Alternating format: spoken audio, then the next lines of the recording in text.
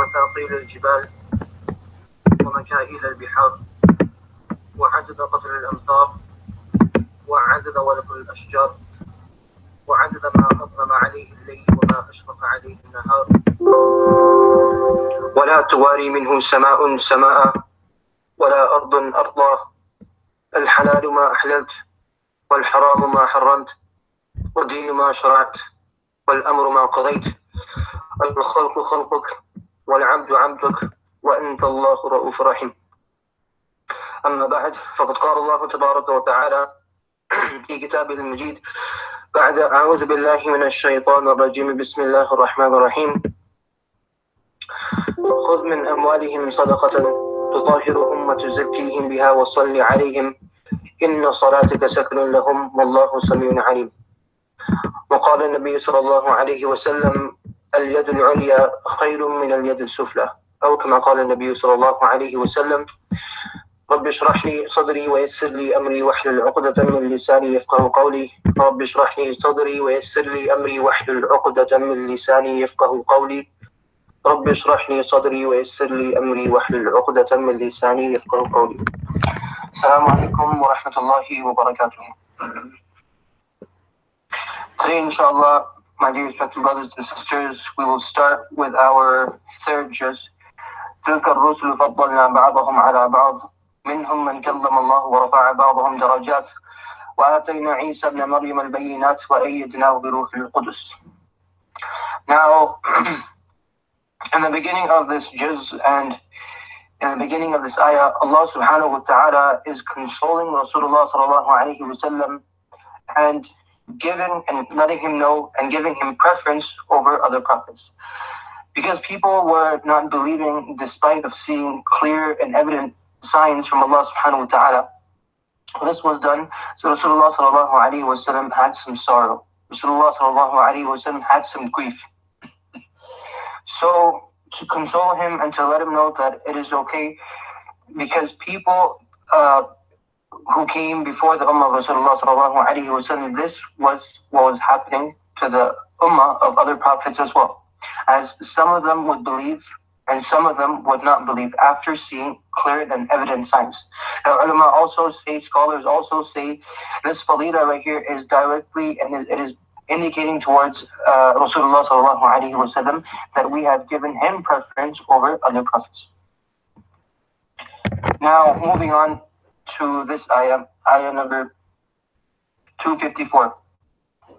Ya ayyuhalladhina amanu anfiqu mimma razaqnakum, all the way until وَالْكَافِرُونَ هُمُ الظَّالِمُونَ, until the end of this ayah. Now, the gist and the khulasa of this ayah is that Muslims are being instructed and encouraged to spend money in the path of Allah subhanahu wa ta'ala, as well as Muslims are being told to do as many acts of worship, to perform as many acts of righteousness as they can before death comes to them. As Allah Ta'ala says, مِنْ قَبْلِ أَنْ يَأْتِيَ يَوْمٌ لَا بَيْعٌ فِيهِ وَلَا خُلَّةٌ وَلَا شَفَاعَةٌ, before a day comes before Yawm al-Qiyamah, and this day is referring to Yawm al-Qiyamah. Now, moving on to the next ayah, اللَّهُ لَا إِلَهَ إِلَّا هُوَ الْحَيُّ الْقَيُّومُ, all the way until وَلَا يَؤُودُهُ حِفْظُهُمَا وَهُوَ الْعَلِيُّ الْعَظِيمُ. Now, this is also known as Ayatul Kursi, and this is the greatest, it is considered to be the greatest ayah of the Quran. As Abu Hurairah radiallahu anhu narrates that Rasulullah sallallahu alayhi wa sallam has said, and there are many faleela of this ayah as well. Rasulullah sallallahu alayhi wa sallam has said, Shaitan does not enter that house in which Ayatul Kursi is read.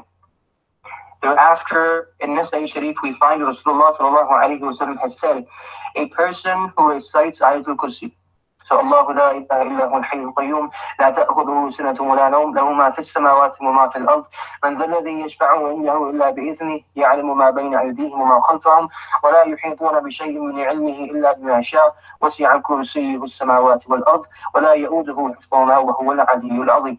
A person who reads Ayatul Kursi after every fard salah, a person who recites this after every fard salah, the only thing that's stopping this person from entering into Jannah is death. Meaning, between him and Jannah there lies one barrier, and this barrier is death. Meaning after this person passes away, this person will go to Jannah. And now for reference, then again, this is in Nasai Sharif. Now moving on to this ayah, for those who have their Qur'ans opened, if they can have a look at ayah number 258. So it starts from, and this is where the ruku starts from. أَلَمْ تَرَ إِلَّا الَّذِي حَاجَّ إِبْرَاهِيمَ فِي رَبِّهِ. Now this is the incident that had taken place between Ibrahim alayhi salam and the king at that time, whose name was either, when we find in narrations, was either Namrud with a dal, or his name was Namrud. We find both, Namrud with a dal as well as Namrud with a dal. So now what happened was, this person, after we know the story that of Ibrahim alayhi salam, when he looked at the stars, he said, stars, Hada Rabbi, this is my Lord. Thereafter, he looked at the moon. The moon was bigger. It seems bigger than the stars. He said, no, this is my Lord. Thereafter, he looked at the sun. He said, no, Hada Akbar, this is the greatest. This is my son. This is my Lord. Now, after this, even when when the sun was overpowered by darkness, Ibrahim a.s. realized that Allah Ta'ala is his true Lord. Thereafter, he started calling people towards Allah Ta'ala, and this was something that was not common, and this was something that people found this to be very strange and weird, as people were worshipping idols. And when Ibrahim a.s. asked them as to why they worship idols, they said, we found wajadna aba'una. We found our forefathers do this as well. We found our forefathers worshipping idols. This is why we worship idols as well. Now there was a king at that time by the name of Namrud or Namrud. This person also claimed to be their Lord, and this person used to say, I give life and death. I have power over life and death. As when Ibrahim a.s. said to him, إِذْ قَالَ إِبْرَاهِيمُ رَبِّ الَّذِي يُحْيِي وَيُمِيتُ. Now this is when Ibrahim a.s. is confronting him, the king of that time, Namrud. So Ibrahim a.s. said, no, it is Allah Ta'ala who gives life and death. So Namrud, now he's saying in response to this, he says, أَنَا أُحْيِي وَأُمِيتُ. I give life and death. So what he did, he called one prisoner, and he let him go. He called another person and he killed him. He said, look, I give life and death. Thereafter, Ibrahim a.s. said, فَإِنَّ اللَّهَ يَأْتِ بِالشَّمْسِ مِنَ الْمَشْرِقِ فَأْتِ بِهَا مِنَ الْمَغْرِبِ. Indeed, the sun rises from the east. Allah Ta'ala makes the sun rise from the east. فَأْتِ بِهَا مِنَ الْمَغْرِبِ. Make the sun rise from the west. And we know the sun rises from the east and sets in the west. So Ibrahim a.s. said to him, Allah Ta'ala does this, and Allah Ta'ala is able to do this. I need you to bring the sun from the west and make sure it sets in the east. فَبُهِتَ الَّذِي كَفَرْ. Now, buhita means a person who is not able to come up with an answer and he stays quiet. In other words, dumbfounded. And scholars and ulama write, the reason why he stayed quiet was because after hearing this, that Allah Ta'ala brings the sun from the east, you bring it from the west. After hearing this king Namrud, he knew that Ibrahim a.s. was a true prophet. He realized that Ibrahim a.s. was a true prophet, and he realized that there is one Allah, and Allah Ta'ala is able to do this. Now, had he challenged Ibrahim a.s., Allah Ta'ala would have done this. Thereafter, many people, a lot of people and groups of people, they would have believed in Allah Ta'ala, and they would not believe in Namrud. So this is the reason why ulama mentioned he stayed quiet. Thereafter, Wallahu la yahdil al-qawma al-zalimin. Now, moving on from here, أو كالذي مر على قرية وهي خاوية على عروشها. From here all the way until قال أعلم أن الله على كل شيء قدير, until the end of this ayah, and the starting of this ayah, so ayah number 259 as well as 260. وإذ قال إبراهيم ربي أرني كيف تحيي الموتى, all the way until وَعَلَمْ أَنَّ اللَّهَ عَزِيزٌ حَكِيمٌ.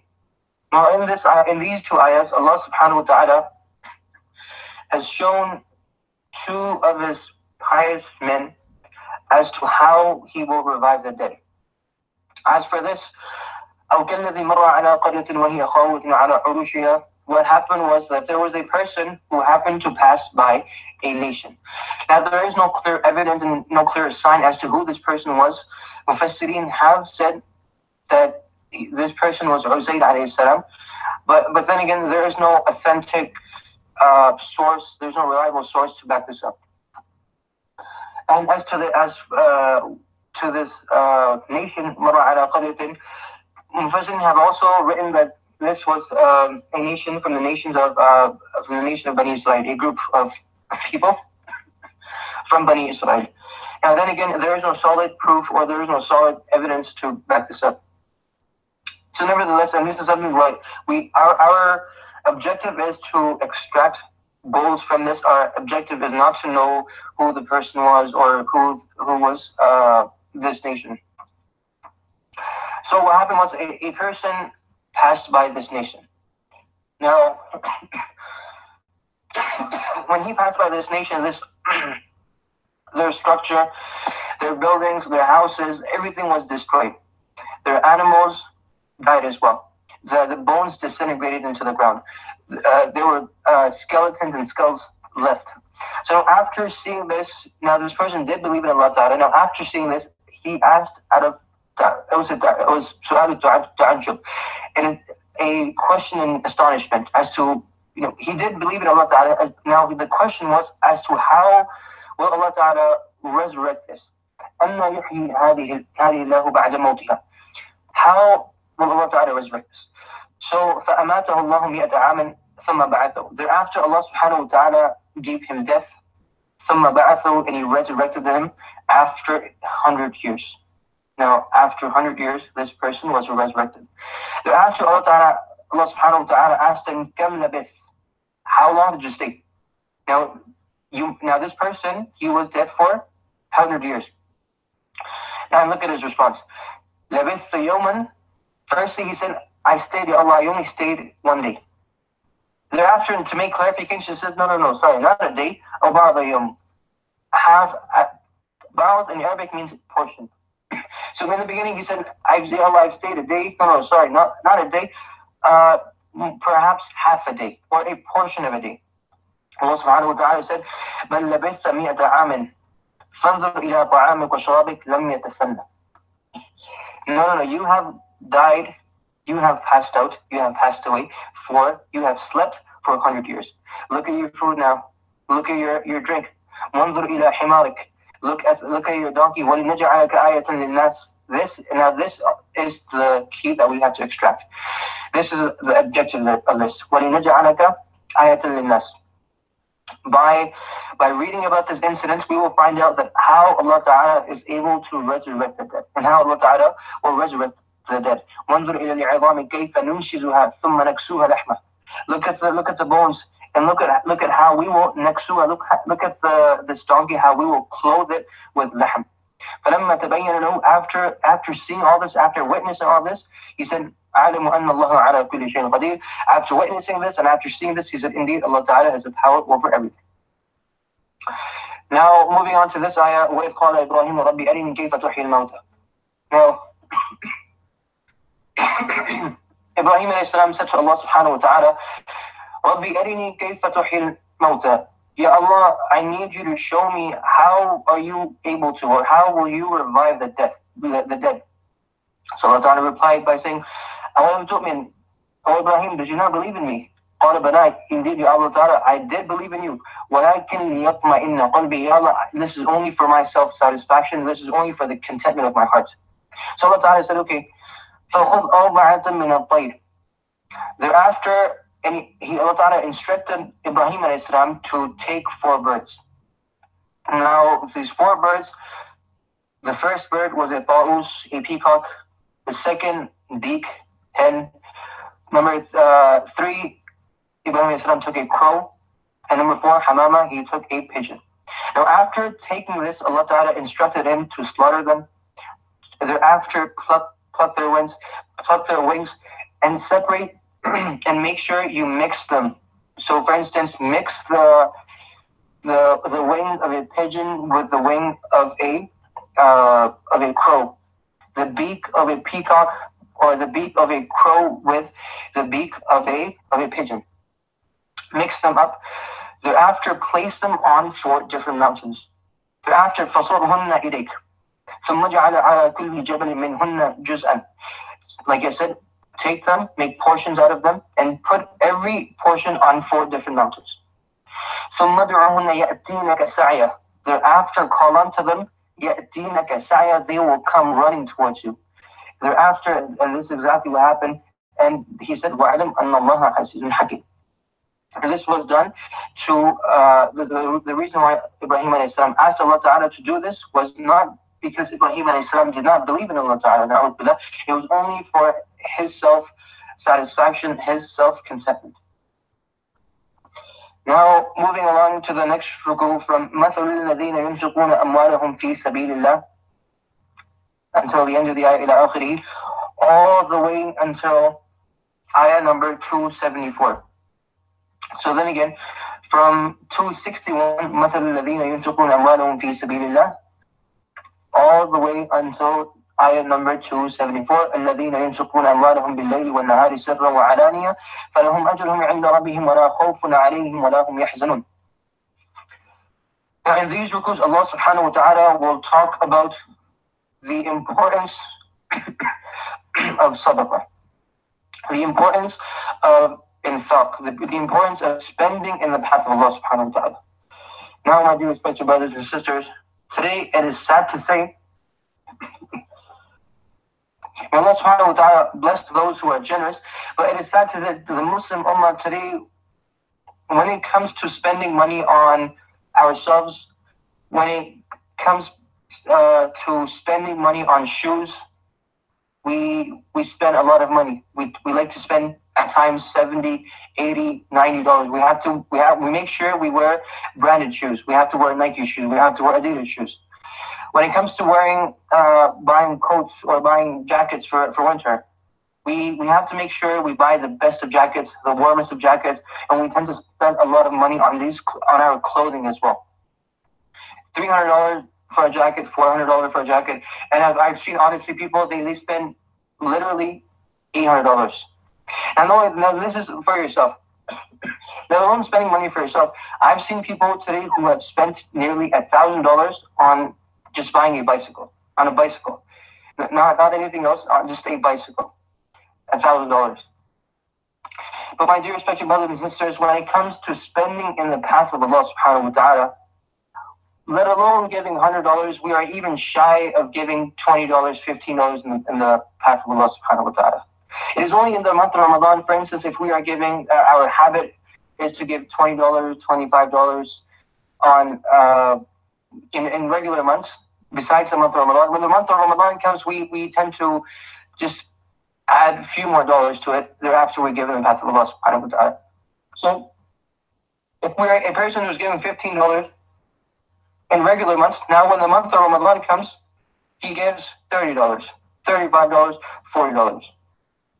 My dear respected brothers and sisters, we have to understand, Allah subhanahu wa ta'ala is not in need of our money. Allah subhanahu wa ta'ala rather wants to see who is the one who is able to spend money. Who is the one who will take out money from his own pocket and spend money in my path. To see the niyyah, to see what intention this person gives his money with. And my dear respected brothers and sisters, one beautiful hadith I would like to share, and this is also the fadila of sadaqah. That لما خلق الله الأرض, when Allah Ta'ala created the earth, جعل التميد, it began to shake and tremble. ثم خلق الله الجبال, thereafter Allah Ta'ala created mountains. Now the earth stopped shaking. So the angels asked in ta'ajjub, the angels asked in astonishment, Ya Rabb, هل من خلقك شيء أشد من الجبال? Ya Allah, amongst your creation, is there anything which is greater and superior than the mountains? Allah subhanahu wa ta'ala said, yes, there is. Al-hadid, iron. So then again, the angels asked, Ya Rabb, هل من خلقك شيء أشد من الحديد? Ya Allah, amongst your creation, is there anything which is even greater and superior than hadid, iron? Allah Ta'ala said, yes. And now, because fire is able to mold iron and twist iron. Then again, the angels asked, Ya Rab, هل من خلقك شيء أشد من النار? Ya Allah, amongst your creation, is there anything which is even greater and superior than fire? قال نعم. He said, yes. الماء, water, because water is able to extinguish fire. Angels asked again, Ya Rab, in astonishment, Ya Rab, هل من خلقك شيء أشد من الماء? Ya Allah, amongst your creation, is there anything which is even greater, even superior than water? Allah Ta'ala said, yes, there is. Na'am, الريح, the wind. The angels asked because the wind is able to move and scatter water.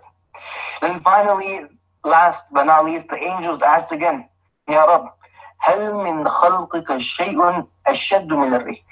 Ya Allah, amongst your creation, is there anything which is even greater, which is even superior than wind?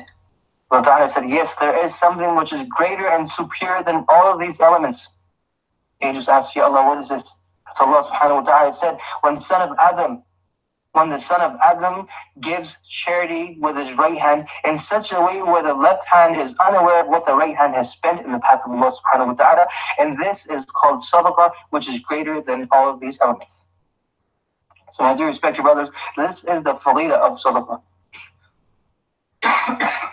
Now when we read another hadith, the famous hadith of Abu Hurairah radiallahu anhu, as he mentions, سَمَعَةٌ يُظِلُّهُمُ اللَّهُ فِي ظِلِّهِ يَوْمَ لَا ظِلَّ إِلَّا ظِلُّهُ. There will be 7 types of people, 7 different people who will be under the shade of Allah subhanahu wa ta'ala on Yawm al-Qiyamah, and on that day when there will be no other shade besides the shade of Allah subhanahu wa ta'ala. Now my dear respected brothers and sisters, today, and this is something that we have to understand, today when we go out and let's say the weather is too hot, 40 degrees, we cannot stand, we cannot bear, we have to cover our heads. This is nearly mandatory and compulsory for us. People, those living in really hot countries, they take umbrellas and go outside. When you ask them, why are you taking an umbrella? I'm protecting my head from the sun. I'm protecting my head from the sun. It is too hot. I can't bear it. It's unbearable. Now, because of the scorching heat, they take umbrellas. Because of the scorching heat, they wear caps, they wear hats. Now, we have to understand, my dear respected brothers, on Yawm al-Qiyamah, today, when we feel hot today, we're able to go inside our room and turn on the AC. Now, we are in comfort. Today, when we feel hot, we don't have to stand outside. We can go under a shed. When we feel hot today, we can go under an umbrella. When we feel hot today, we can go inside a store, seek shelter. When we feel hot today, we can come back into our house and seek shelter. On Yawm al-Qiyamah, my dear respected brothers, everything will be destroyed. On Yawm al-Qiyamah, when the sun will be so close to us, no umbrellas will be there. No house will be there to protect you from the sun. No tree will be there to protect you from the sun, from the scorching heat. No office will be there to protect you from the scorching heat. But there will be one thing that will protect you, and this will be the shade of Allah subhanahu wa ta'ala. Now, as we know, in the hadith that starts off by saying, سَمَعَةٌ يُظِلُّهُمُ اللَّهُ فِي ظِلِّهِ.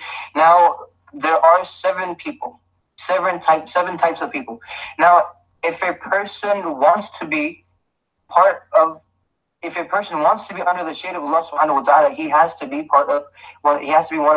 fall under one of these categories. Now, one of the categories, we will not go into the details of the other 6 categories. One of the categories is وَرَجُلٌ تَصَدَّقَ بِصَدَقَةٍ, a person who gives sadaqah. Then again, how does he give sadaqah? He gives sadaqah in such a way where the left hand is unaware of what the right hand has spent in the path of Allah subhanahu wa ta'ala. So look how easy it is for us to be under the shade of Allah subhanahu wa ta'ala just by giving a sadaqah. Now, sadaqah does not mean that sadaqah will only be counted in the eyes of Allah subhanahu wa ta'ala. We will only get rewards for sadaqah if we spend more than $100, if we spend more than $300, if we spend more than $500. No, sadaqah is as small as $1, giving $1 in the path of Allah subhanahu wa ta'ala.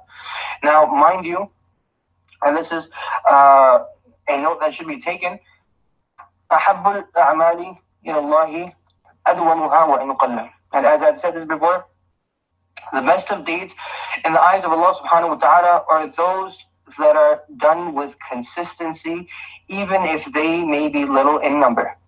Now, when it comes to sadaqah, when the month of Ramadan comes, mashallah and alhamdulillah, we like to empty our wallets and our pockets. Now, we go to different massages, we attend different seminars, different programs, and there we like to donate $500, $1,000. Some people, mashallah, they donate $20,000.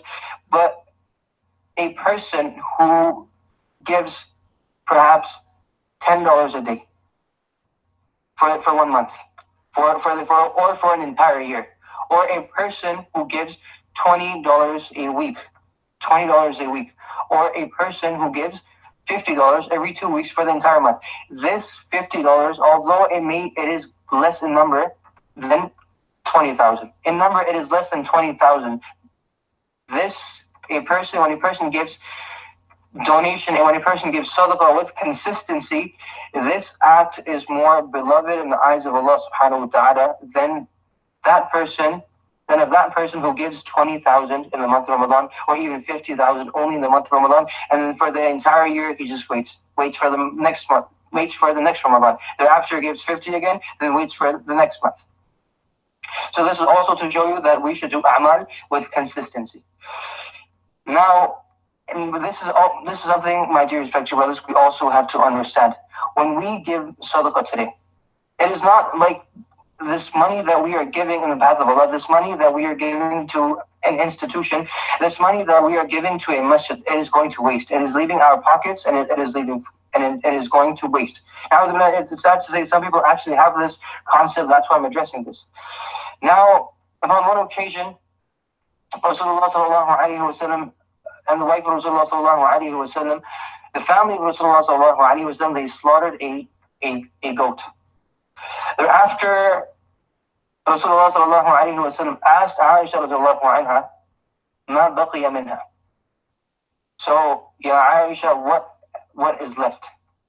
What is left from this? So Aisha radiallahu anha replied by saying, "Ya Rasulullah, everything has left." No, Rasulullah sallallahu alaihi wasallam asked, "What remains?" So Aisha radiallahu anha said, "Ya Rasulullah, everything has left, only the shoulder." As Rasulullah sallallahu alaihi wasallam, this was his favorite portion of the goat. Everything has left, everything is gone, except and besides the shoulder of the goat. Rasulullah sallallahu alaihi wasallam has said, Rasulullah sallallahu alaihi wasallam said, "No, baqiya kulluha." Everything remains, everything is stored except for the shoulder.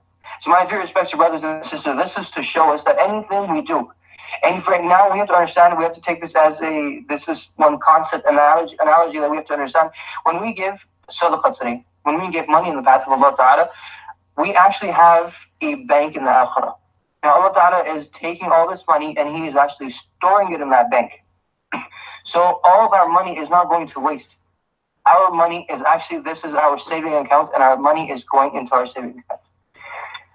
Furthermore, my dear respected brothers, today it is sad to say that having, and I would like to say this as well, having competition today is not bad.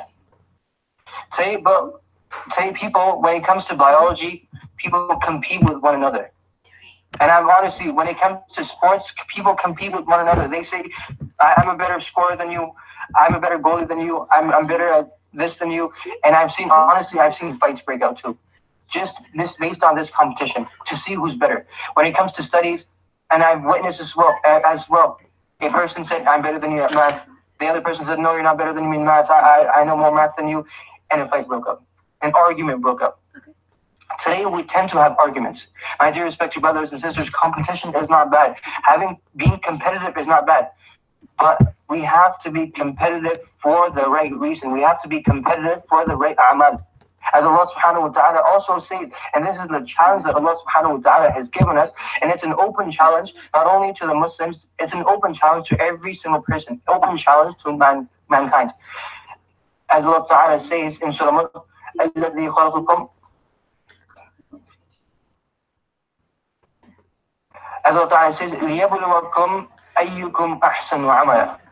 We have created you to see which one of you, لِيَبْلُوَكُمْ أَيُّكُمْ أَحْسَنُ عَمَلًا, which one of you will come to me with the best amal? Which one of you will come to me with better amal? And having competition in good is not bad.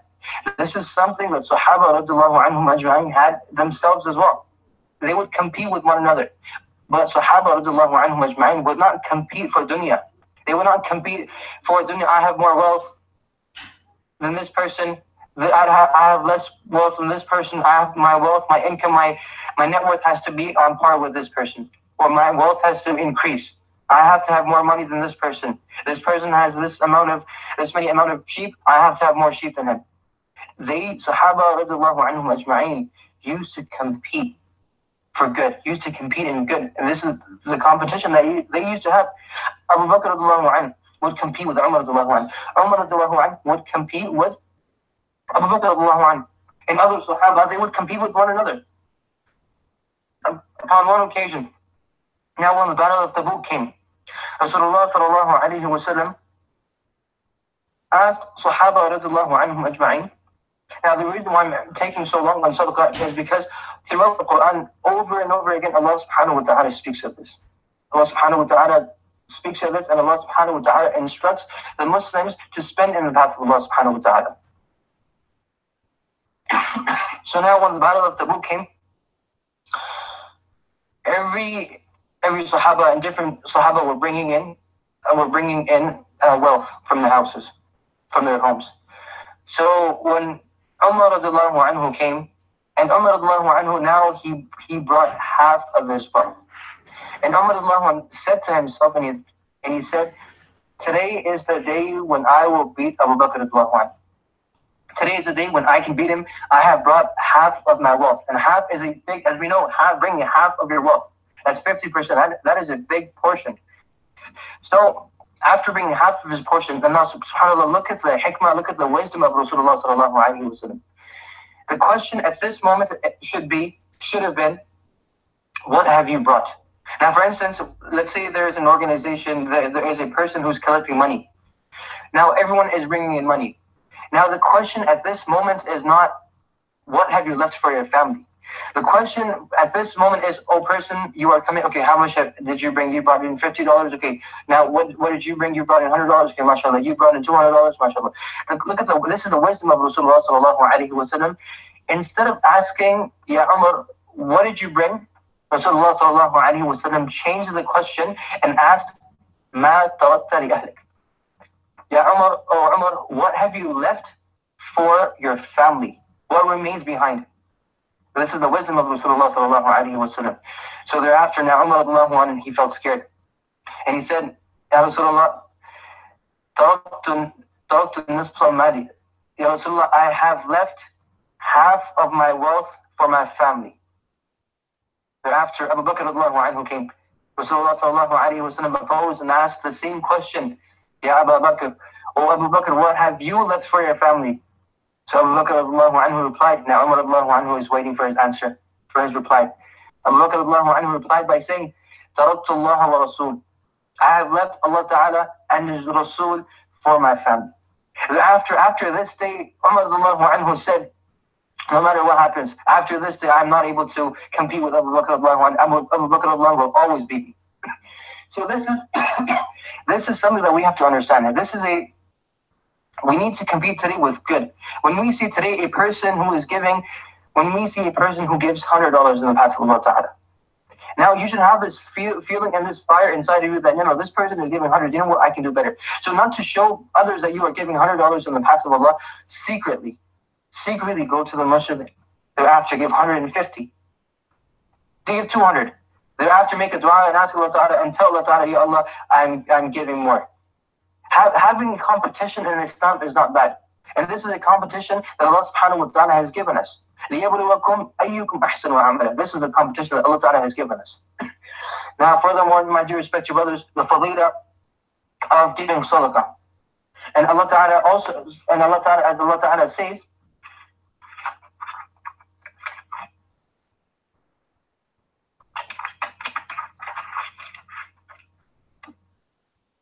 when a person gives sadaqah, I only increase for him. I don't decrease. Upon one occasion, a beggar came to Ali radiallahu anhu. So Ali radiallahu anhu, he asked for some money. He asked for something. So Ali radiallahu anhu said to Hassan radiallahu anhu that go to your mother. I have given her 6 dirhams. I have given her 6 dirhams. I need you to ask her to give me 1 so I can give to this beggar. Thereafter, Hassan radiallahu anhu, when he went to Fatima radiallahu anha, Fatima radiallahu anha said, this is $6, 6 dirham. This is our money, and this is just enough for bread to feed you. So this is the answer that he gave to Ali radiallahu anhu. Now, after hearing this, Ali radiallahu anhu became upset. He said, no, I asked for 1. Now you go back to your mother and tell her to give me all 6. So thereafter, Ali radiallahu anhu took these 6 dirham and he gave darahim and he gave them to this beggar. Now, after some time had gone by, what happened was a person was walking with his camel. He passed by Ali radiallahu anhu with his camel. And he was saying, is there anyone who would like to buy this? And he was announcing, is there anyone who would like to buy this? So Ali radiallahu anhu said, what is the price for this? So this person said 140 darahim. So Ali radiallahu anhu said to him, oh person, give me this camel, I will buy this camel for you, and inshallah within 8 days I will pay you. Within 8 days I will come up with the amount of 140 dirham and I will give you this. So he said, okay, no problem. And he gave this camel to Ali radiallahu anhu. Now a person came by. Now this camel was tied outside of the house of Ali radiallahu anhu. Now another person came by and when he saw this camel tied, he said, can I buy this camel? Are you selling this camel to Ali radiallahu anhu? So Ali radiallahu anhu said, okay. Now this person said, how much are you going to sell this for? How much are you selling this for? So Ali radiallahu anhu said, 200 darahim. 200 dirhams. So he said, okay. So he gave him 200 dirham and he took the camel. Now when the other person came back, Ali radiallahu anhu gave him 140 dirham. And this was his price. So now what remained with Ali radiallahu anhu? 60 dirham. Thereafter he gave these 60 dirham to Fatima radiallahu anha and said to her, هذا ما وعدنا الله. Indeed, this is what Allah subhanahu wa ta'ala has promised us by saying, من جاء بالحسنة فله عشر أمثالها. A person who comes with 1 hasana, indeed Allah ta'ala multiplies it by 10. Now let's do the math here. Ali radiallahu anhu gave 6 dirham. He gave 6 dirham in the path of Allah ta'ala. Thereafter, in return, how much money did he attain? He attained 60 dirham. 6 times 6 is 60. Now this was the story of Ali radiallahu anhu.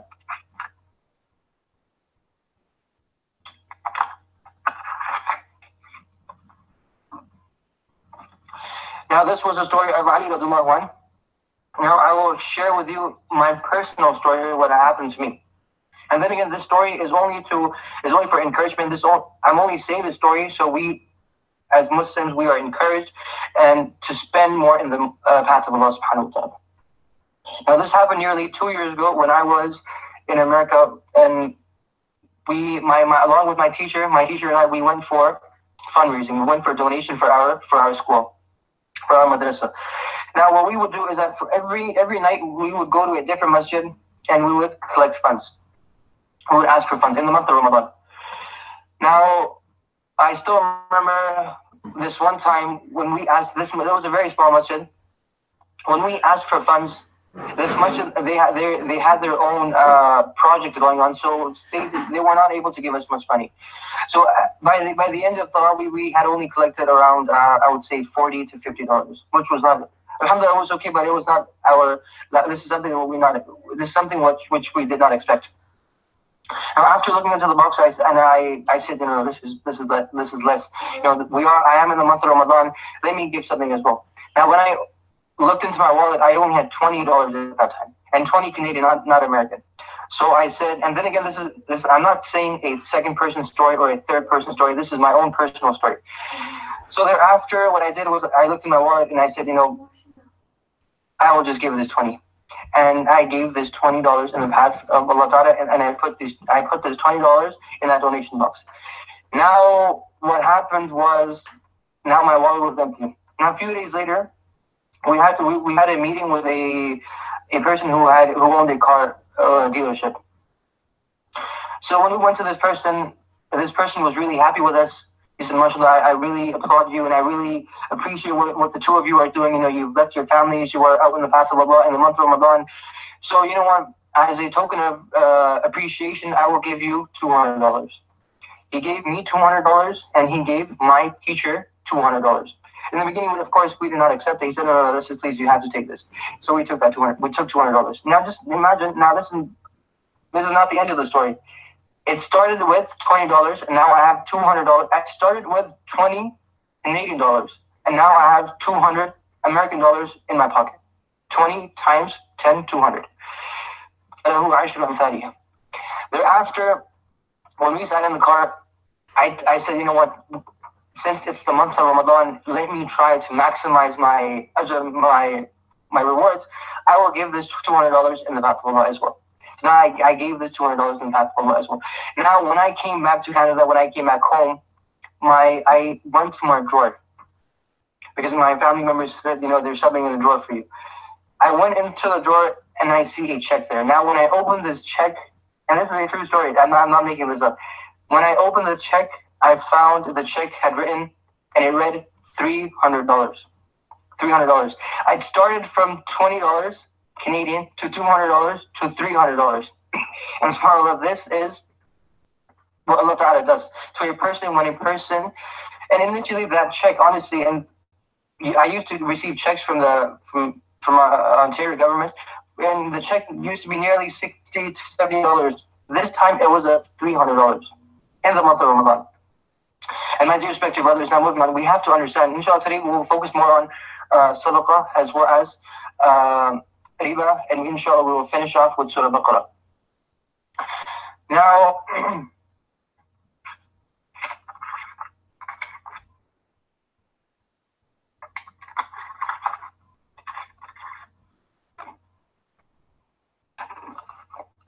my dear respected brothers and sisters, we have to understand, as we find in hadith as well, when a person giving 1 dirham. Now since we are living in North America, so for us it would be $1. A person who gives $1 at the time of prosperity. So now if a person is living in China, giving 1 yen. A person is living in another country, so that currency. So for us, giving $1. Now, a person who gives $1 at the time of prosperity, at the time of joy, when everything is perfect in his life, this is better than giving $1,000 in the path of Allah at the time of his death. So then again, a person giving $1, 1 dirham in the path of Allah at the time of prosperity is better than giving $1,000 in the path of Allah at the time of his death. Now, this was a short example what I said to my students as well. Now, a person might think, $1, how come $1 is more valuable in the eyes of Allah Ta'ala than $1,000? Now, and hopefully we'll understand better after this example. And this is what I said to my students as well. I said, when you are studying in a school, or let's say you are enrolled in a school or an institute. Now, when you have your binder, you have a lot of sheets, you have many sheets of paper. Now, if someone were to ask you for a sheet of paper, you'll be a little hesitant. Now, let's say a person has 10 sheets of paper. Now, your friend may ask you, can I have a sheet of paper? You may be a little hesitant. You may say, no, I need this sheet of paper. No, I need to do my work. You may be a little hesitant. Now, the last day of school comes. Now, this person has 20 sheets of paper. Now, if someone may ask you, can I have a sheet of paper? You will say, let alone have 1 sheet of paper, I will give you you can have all my sheets of paper. You can have all 20 because it's the last day of school. Similarly, my dear respected brothers, when we are living our lives, we have value for money. At the time of death, a person does not have value for money. Similarly, the phone that I have right now, if a person were to ask me for this phone, I would say, sorry, I cannot give it to you. You have to go and buy your own phone. Now, at the time of death, if someone were to ask me for this phone, I would say, okay, sure. You can have this phone, have my charger, have all this case. Why? Because I have no value for this. So similarly, when we are living in this life, and when we are living in this life, we have value for money. This is what Allah Ta'ala wants to see. we have love for money. This is what Allah Ta'ala wants to see. Are you able to spend this in the path of Allah Ta'ala or not? Because at the time of death, let alone having value for money, we will not have value for our house, we will not have value for our wealth, we will not have value for our things, our supplies. This is why giving $1 of dirham, giving one dirham at the time of prosperity is better than giving $1,000. And not only this, a person who gives in the path of Allah Ta'ala makes dua for him. The angels, there are two angels. There are two angels. These two angels make dua every single day. And they say, Allahumma a'ati munfiqan khalafan. Ya Allah, a person who's spending in your path, Ya Allah, a person who's spending in the path of Allah Ta'ala, give him more. The other one makes this dua, wa'a'ati mumsikan talafan. Ya Allah, this person who withholds his money, who does not spend in the path of Allah Ta'ala, Ya Allah, destroy him. This is the dua that the angels make. Now furthermore, today, my dear respected brothers and sisters, when we read Quran today, we find in Surah Ahzab, Allah Ta'ala says, إِنَّ اللَّهَ وَمَلَائِكَتُهُ يُصَلُّونَ عَلَى النَّبِيِّ يَا أَيُّهَا الَّذِينَ آمَنُوا صَلُّوا عَلَيْهِ وَسَلِّمُوا تَسْلِيمًا. Indeed, Allah Ta'ala, إِنَّ اللَّهَ وَمَلَائِكَتُهُ, and His angels, يُصَلُّونَ عَلَى النَّبِيِّ, they send salutations on Rasulullah sallallahu alayhi wa sallam. يَا أَيُّهَا الَّذِينَ آمَنُوا, all those people who have believed. Sallu here is command, it's amr. Sallu alayhi wa sallimu taslima. You send salutations on Rasulullah sallallahu alayhi wa sallam. Now, as Muslims, we know we have to send salutations on Rasulullah sallallahu alayhi wa sallam. Now, when we take a look at Surah Tawbah, Allah subhanahu wa ta'ala says and mentions something really beautiful by saying, خُذْ مِنْ أَمْوَالِهِمْ صَدَقَةً تُطَهِّرُهُمْ وَتُزَكِّيهِمْ بِهَا وَصَلِّ عَلَيْهِمْ إِنَّ صَلَاتَكَ سَكَنٌ لَهُمْ وَاللَّهُ سَمِيعٌ عَلِيمٌ. Now, this ayah, وَصَلِّ عَلَيْهِمْ, what is the meaning of وَصَلِّ عَلَيْهِمْ? Allah Ta'ala is directly telling Rasulullah sallallahu alayhi wa sallam, Salli here means asking and making dua of maghfirah. Making dua of maghfirah and rahmah. Allah Ta'ala is instructing Rasulullah sallallahu alayhi wa sallam directly, Ya Rasulullah, oh my beloved, you make dua maghfirah for those who do what? Who fast in the month of Ramadan all 30 days? Nope. Those who perform Umrah every single year? Nope. Those who perform Hajj every single year? No. Though a person who has attained Laylatul Qadr? No.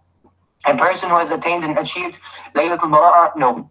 A person who is nice to his parents? No. A person who feeds the poor and needy? No.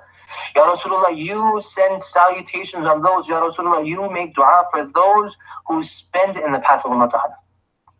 Now this is something, then again, this is such a great ayah when we have to understand this. إِنَّ اللَّهَ وَمَلَائِكَتُهُ يُصَلُّونَ عَلَى النَّبِيِّ. Indeed, Allah Ta'ala and His angels send salutations on Rasulullah sallallahu alayhi wa sallam. Ya ayyuha alladhina amanu, all those people who have believed, sallu alayhi wa sallimu taslima. You send salutations on Rasulullah sallallahu alayhi wa sallam. Muslims are being ordered to send salutations on Rasulullah sallallahu alayhi wa sallam. But in this ayah, Allah Ta'ala is directly telling Rasulullah sallallahu alayhi wa sallam, you make dua for those who do what? Who spend in the path of Allah Ta'ala. My dear respected brothers and sisters, then again, this is such a blessing, my dear respected brothers. Now, we know the month of Ramadan is coming as well. Now, we have to take some time out. Not only take some time out, we have to take our money out and thereafter spend in the path of Allah Ta'ala.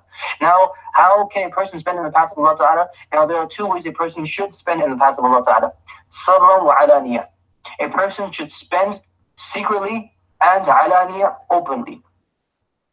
Now, sirran, of course, when a person donates money in the path of Allah, sirran, secretly, there is less of a chance where a person will have pride because there is no one around him. Alaniyatan is where we have to be a little careful.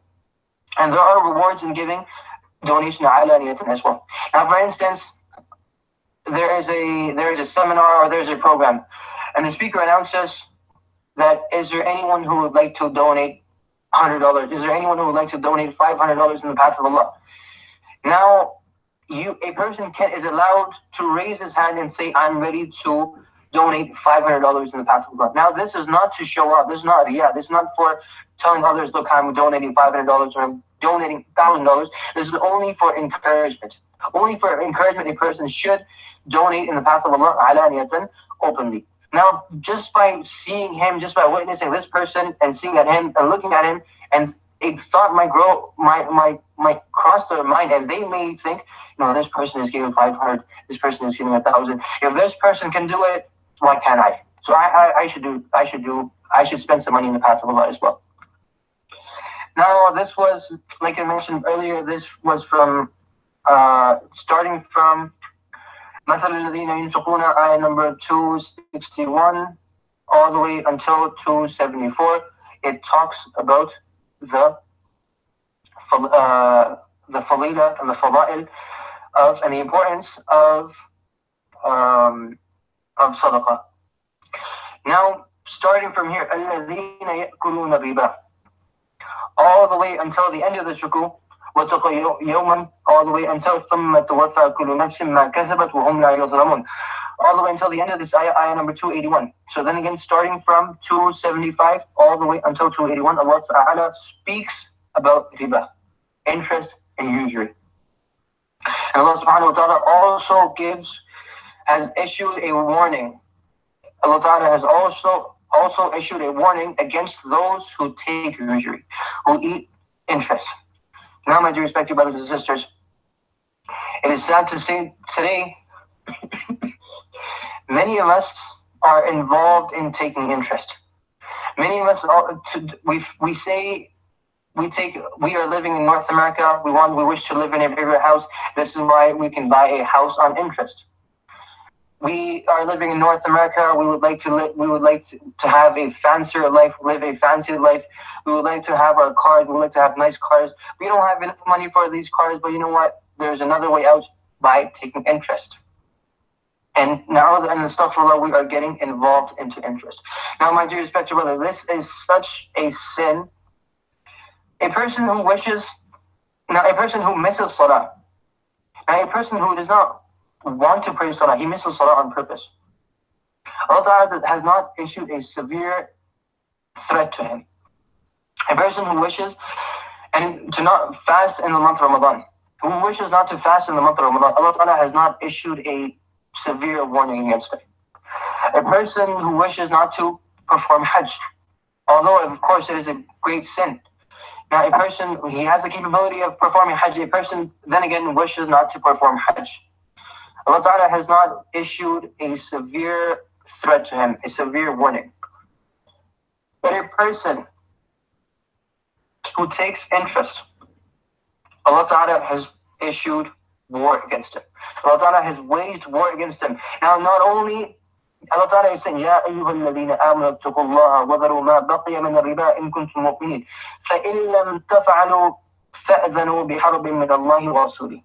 Now this is something, my dear respected, what we fail to understand today. The ayah is not only referring to kafar. This warning that Allah Ta'ala is giving is not only given to kafar. Now meaning, a person, a kafar, when a non-Muslim takes interest, Allah Ta'ala says, فَأَذَنُوا بِحَرْبٍ مِّنَ اللَّهِ وَرَسُولِهِ, wage against him. Now when a Hindu takes interest, Allah Ta'ala says, فَأَذَنُوا بِحَرْبٍ مِّنَ اللَّهِ وَرَسُولِهِ, Allah Ta'ala wages war against him as well. Today when a Jew takes interest, Allah Ta'ala says, فَأْذَنُوا بِحَرْبٍ مِّنَ اللَّهِ وَرَسُولِهِ, I wage war against him. Today when a Christian takes interest, usually, فَأْذَنُوا بِحَرْبٍ مِّنَ اللَّهِ وَرَسُولِهِ, Allah Ta'ala wages war against him. And last but not least, as well as a Muslim, when a Muslim, a person who is from the Ummah of Rasulullah sallallahu alayhi wa sallam, a person who has already said, La ilaha illallah Muhammad Rasulullah, I bear witness that there is none worthy of worship besides Allah Ta'ala, and Rasulullah sallallahu alayhi wa sallam is his last and final messenger. Allah Ta'ala is saying, even if a Muslim takes interest, فَأْذَنُوا بِحَرْبٍ مِّنَ اللَّهِ وَرَسُولِهِ, I wage war against them. Not only myself, but also my Prophet. So this is, my dear respected brothers, what we have to understand today. Today, we take interest because we want to live in a bigger house. We take interest because we want to have a better car. We take interest on our household supplies. My dear respected brothers, this is something that we have to stay away from. Inna shaytana ya'idukum al-faqr. Shaitan is promising you, and Shaitan promises you poverty. It is not Allah Ta'ala who has promised you poverty. Shaitan is the one who has promised you poverty. And my dear respected brothers and sisters, this is something I do understand that, people want to live in a bigger house, have many cars. This is something, my dear respected, we have to understand. Our goals and our achievement in life will only grow. Our temptations in life will only go. It will only increase and increase. Our wants will increase. It will keep increasing. A person who has a car, one car, he will wish for another car. I would like to have two cars. Now a person has two cars, I would like to have three cars. A person whose net worth is now $1 million, alhamdulillah, mashallah. Now he wishes, he is not satisfied. He wants his wealth, his net worth to be $2 million. A person whose wealth is $5 million, he wants his wealth to be nearly $6 million. My dear respected brothers and sisters, we have to understand, as Rasulullah sallallahu alayhi wa sallam has said, وَلَنْ يَمْلَأَ فَاهُ إِلَّا التُّرَابِ. This wanting for more will never decrease. It will never stop. A person will just want more and more. This is something that, my dear respected, we have to understand. And Shaitan on Yawm al-Qiyamah, he will say, and these are the words of Shaitan, and this is something that as Muslims we have to realize. As Allah Ta'ala says as well, إِنَّ الشَّيْطَانَ لَكُمْ عَدُوٌّ فَاتَّخِذُوهُ عَدُوًّا. Indeed, Shaitan is your enemy. Now this is not where Allah Ta'ala stopped. He said, indeed, Shaitan is your enemy. فَاتَّخِذُوهُ عَدُوًّا, meaning make him your enemy. Take him as your enemy. Think that he is your enemy. Do not make him your friend. Do not take his side. And on Yawm al-Qiyamah, Shaitan will say, إِنَّ اللَّهَ وَعَدُكُمْ وَعَدُ الْحَقِّ. Indeed, Allah Ta'ala promised you a truthful promise. Allah Ta'ala told you in this world, stay away from haram, you will get Jannah. To perform acts of righteousness, perform acts of worship, stay away from haram, stay away from shaitan, stay away from wine, stay away from bad and evil. In return, you will have my Jannah. And indeed, Allah Ta'ala has said the truth, and indeed today Allah Ta'ala will fulfill His promise. As for myself, وَوَعَدْتُكُمْ, I promised you, if you take interest, you will live in a bigger house. I promised you, if you take interest, you will have many, many cars. I promised you, by taking interest, you will have a better lifestyle. By taking interest, you will have a bigger house. By having a bigger house, by having many cars, by having a lot of this wealth, you will be honored and respected in the eyes of people. This was my promise. This was a promise that I made to you. وَوَعَدْتُكُمْ, but you know what? فَأَخْلَفْتُكُمْ, I went against my promise. Too bad, so sad, I went against my promise. And I have no authority over you. It is not as if I took your hand and I asked you to indulge yourself. I involved you in haram. I did not take your hand. I had no authority over you. إِلَّا أَنْ دَعَوْتُكُمْ فَاسْتَجَبْتُمْ لِي. I only called you. I only whispered into your ears to do bad. فَاسْتَجَبْتُمْ لِي. You responded. You answered my call. So today, فَلَا تَلُومُونِي وَلُومُوا أَنفُسَكُمْ. Today, do not blame me. Rather, blame yourself. These are the words of Shaitan, my dear respected brothers, and this is something that we have to understand today. فَلَا تَلُومُونِي وَلُومُوا أَنفُسَكُمْ. Don't blame me, blame yourself. My dear respected brothers and sisters, we have to understand, is this the world that we are actually running after? Today we are ready to leave, we are ready to cut ties with our brothers and sisters just because of this world. Today we are ready to slay our brothers and sisters just because of this world. Today we are ready to slay and kill our own parents because of this world. Today we are ready to take interest. Today we are ready to now accept the warning of Allah Ta'ala. By taking interest. This is something we have to understand. By taking interest, now that we are actually challenging Allah Ta'ala and saying, okay, Allah Ta'ala, if you are waging war against me, okay. That's exactly what we are doing. And it is very sad. Is this the dunya that we are going after? Someone asked Ali radiallahu anhu, someone asked one of the friends of Ali radiallahu anhu that how was Ali radiallahu anhu? And can you tell me some of his description, some of the qualities that Ali radiallahu anhu had? So his friend said, I used to find Ali radiallahu anhu in the middle of the night, the darkness of the night, sitting in mihrab of the masjid, قابضاً على لحيته, holding on to his beard, crying to Allah subhanahu wa ta'ala, shedding his tear. Now who is this person who is crying to Allah ta'ala and who is shedding his tears? Rasulullah sallallahu alayhi wa sallam has said about Ali radiallahu anhu, Ali minni wa ana minhu. Ali is from me and I am from him. Ali radiallahu anhu, his family members were given merits on top of merits on top of merits on top of merits. Not only this, he is also part of Ashar al-Mubashara. Rasulullah sallallahu alayhi wa sallam has said, after this day, no matter what you do, you will still go to Jannah. These were such people. People of such merits. Now, he says, I found Ali radiallahu anhu sitting in mihrab, qabidan ala lihiyatihi, crying to Allah subhanahu wa ta'ala, asking dua. And what is he complaining about? He is complaining to Allah ta'ala subhanahu wa ta'ala about the insufficient amount of deeds that he has. Now you and I both know, take all of our deeds, combine them together, and on one scale you put the deed of Ali radiallahu anhu, without a doubt the deeds of Ali radiallahu anhu, the a'mal of Ali radiallahu anhu would be weightier, it would be heavier. Ali radiallahu anhu is complaining about the insufficient amount of deeds that he has. Thereafter, he is looking at dunya and he says, إِلَيَّ تَشَوَّقْتِ. He's addressing dunya, this world, the cars, the luxury of this world. إِلَيَّ تَشَوَّقْتِ. Have you come to me? Do you place yourself before me? إِلَيَّ تَغَرَّرْتِ. You have come to deceive me? Have you come to truly deceive me? You know what? غُرِّ غَيْرِ. Go deceive someone else. Go deceive someone else. قَدْ بَتَتُكِ ثَلَاثًا. Because I have given you 3 talaqs. I have given you 3 talaqs. لَا رَجْعَةَ لِي إِلَيْكَ. And there is no ruju after giving 3 talaqs. Go deceive someone else. I am not in need of you. My dear respected brothers and sisters, we have to understand this battle that we have with shaitan, it is until our last breath. Of course, shaitan will tell us, and that's his job. And that's his purpose. Shaitan will tell us, do not spend in the path of Allah. Spend money in gambling. Shaitan will tell us, do not earn halal, earn haram, you'll make more money. Now our goal is to stay away from this. Our goal is to stay and counter the attack of shaitan. When shaitan comes to us and he puts in thoughts, you should spend money in gambling. Right away we should get up and spend money in. To counter this, spend some money in the path of Allah subhanahu wa ta'ala. When he tells us to indulge in haram, right away we should give some sadaqah. Right away we should pray. And this battle that we have with shaitan will last until our last breath. As on one occasion, Ahmad bin Hanbal, rahimahullah, when he was on his deathbed, he was in a semi-conscious state. So he would be conscious, thereafter he would pass out. Thereafter he would regain his consciousness and he would pass out again. So now in the midst of that state, he was saying, get away from me, go leave.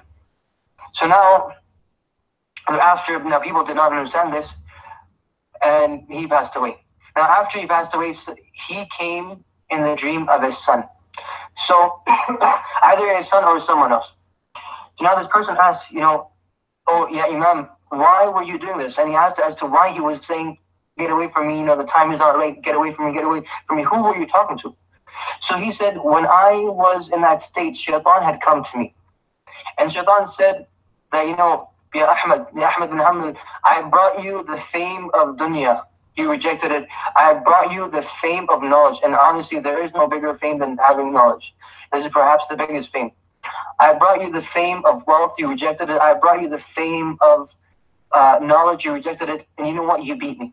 So Ahmad bin Hanbal said, no, I have not beaten you. I have not yet. Get away from me. I did not beat you yet. I will only beat you once the soul leaves my body. And that is when I will beat you. So we have to understand this battle that we have with shaitan is until our last breath. Now the objective and the goal is, are we as Muslims, are we able to counter this? Now moving on to the next ayah, Ya ayyuhalladhina amanu idha tadayantum bidaynin ila ajalin musamma faktubuhu, all the way until wa yu'allimukum Allahu wallahu bikulli shay'in alim, all the way until the end of this ayah. So ayah number 286. This is the longest ayah of the Quran, and all the way until this 283. So this right here, Wallahu bikulli shay'in alim, this is the longest ayah. But from ayah number Ya ayyuhalladhina amanu idha tadayantum bidaynin ila ajlin musamma faktubuhu, all the way until وَاللَّهُ بِمَا تَعْمَلُونَ عَلِيمٌ. Ayah number 283. Allah subhanahu wa ta'ala speaks of loan, speaks of how, and the condition to point to people when a person takes loan from you, or you take loan from someone for some time, فَاكْتُبُوهُ, make sure everything is written. And these are the conditions of, and Allah Ta'ala mentions the conditions of how, and the dealings of how a person should do, and how a person should make his dealings with the person who is taking a loan from him. So the details of which we will not go into. Now, from here, لِلَّهِ مَا فِي السَّمَاوَاتِ وَمَا فِي الْأَرْضِ وَإِن تُبْدُوا مَا فِي أَنفُسِكُمْ أَوْ تُخْفُوهُ يُحَاسِبْكُم بِهِ اللَّهُ, all the way until أَنْتَ مَوْلَانَا فَانْصُرْنَا عَلَى الْقَوْمِ الْكَافِرِينَ. Allah subhanahu wa ta'ala speaks, and he thereafter mentions of the different thoughts and different insinuations or different feelings that a person goes through and that a person may have. Now here in this ayah as well, this is also a dua. رَبَّنَا وَلَا تُحَمِّلْنَا مَا لَا طَاقَةَ لَنَا بِهِ. Ya Allah, do not hold us accountable. Ya Allah, do not hold us accountable for the things for which we have no power over. As Rasulullah sallallahu alayhi wa sallam used to make this dua, Allahumma hadna qasmi fima amliku. Ya Allah, now qasmi meaning doing adl. Now Rasulullah sallallahu alayhi wa sallam, and he said, Ya Allah, you know that I do adl my wives, between my wives. I treat them equally. So Ya Allah, do not hold me accountable, do not hold me responsible for that which I have no control over. Now this is also to show us that if we have something in our hearts, now a thought comes across our heart. Now if we are not bringing this thought intentionally into our hearts, and it just comes into our hearts, we will not be held accountable for this. As we find through this hadith as well, as Rasulullah sallallahu alayhi wa sallam has said, Allahumma hadha qasmi fima amliku, fala tu'akhidhni fima la amliku. Ya Allah, this is my qasam, this is my adl, this is my equality, fima amliku, in which I have power over. Fala tu'akhidhni fima la amliku, so do not hold me responsible for which I have no power over. Meaning, Rasulullah sallallahu alayhi wa sallam has said, Ya Allah, you know that I do adl between my wives, and this is my power. But Ya Allah, my love for Aisha radiallahu anha is more than my other wives. Now this is something, Ya Allah, I do not have power over. Because our hearts are something, my dear respected brothers and sisters, we are not able to, it's not a pot of clay. For instance, a person likes apples, a person does not like bananas. And no matter how hard you try, the entire world will tell you the benefits of bananas. Now you may understand the benefits of bananas as well. Now if your heart does not feel like eating a banana, you will not eat it. And this is something you cannot truly mold your heart. So this is what he said, Ya Allah, do not hold me responsible, do not hold me accountable for which I have no power over. As I have love for Aisha, my love for Aisha is more than the rest of the wives. Now, alhamdulillah, we all thank Allah subhanahu wa ta'ala. This brings us to the completion of Surah Baqarah. Now, before I end up, and before I make a small dua, we will start, inshallah, tomorrow with Ali Imran. Now, just a brief explanation. Imran was the name of the father of Mary alayhi salam. Ali Imran means the family. Now, this entire surah will focus on many things, but the major thing the surah focuses on is one being zakat, thereafter number two being riba, usury, interest, and the surah also talks about two battles, the battle of Uhud and what are some of the things we can extract, and the battle of Uhud, the battle of Badr and the battle of Uhud. So tomorrow, inshallah, we will do this entire surah, and we will be only 3 pages short of the 5th juz. Inshallah, we will do the surah as well as, since there are only 5 pages left until the 5th juz, we will also do the 5th juz. So tomorrow we will do the story of Badr. What are some of the things we can extract from the story of Badr, the battle of Badr, the battle of Uhud, what are some of the things we can extract from Battle of Uhud, and few we'll just we'll speak lightly on zakat as well as riba. Now, before I end up, are there any questions? If there's anyone who would like to text something or ask a question, and I've said this before, if it's in my knowledge, inshallah, I will answer this. Now, at the same time, if all participants are muted and they can unmute themselves. If there's any person who would like to say something, they can press *6, and inshallah, everyone will be able to hear you. So any suggestions, any opinions, anything else perhaps you may want to share? So you can either type, and inshallah I will respond right away, or you can simply press *6 to be part of the conversation or to share your thought.